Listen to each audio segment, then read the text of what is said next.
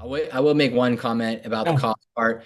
It's estimated costs derived on publicly available databases, right? So, neither of these institutions are going to go through and say, we charge this, we were reimbursed that, right? So the magnitude of, I think, is different than what's being reported, but this is kind of a base level estimate, right? So we went through and kind of meticulously pulled how many labs, CBCs labs they have, CMPs, the inflammatory markers, doses of tocilizumab, hospital days, et cetera, and used the listed in the methods. Like a lot of it is from the Centers for Medicare and Medicaid Services, for example, these databases to derive an estimated cost. So I think it's an important point of distinction.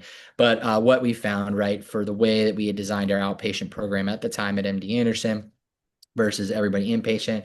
So there was a median difference in 5 hospital days per patient. So most patients were still admitted at some point, but not for as long. So 5 days versus a median of 10 in the inpatient cohort. And then when we tallied up all those healthcare resource utilization, which we broke down as components. So billable encounters, we considered inpatient days, ICU days, outpatient clinic visits.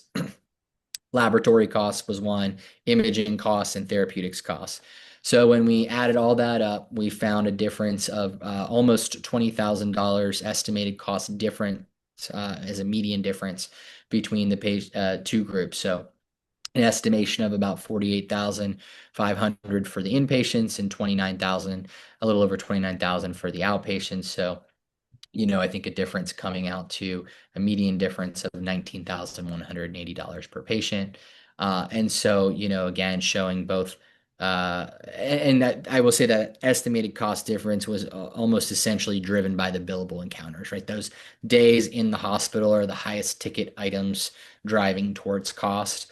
We did not see a significant difference in how much the lab costs or imaging costs or even the therapeutics costs, where it was really just like, hey, room and board at the hospital and the encounters that come with it was the main driver of that difference.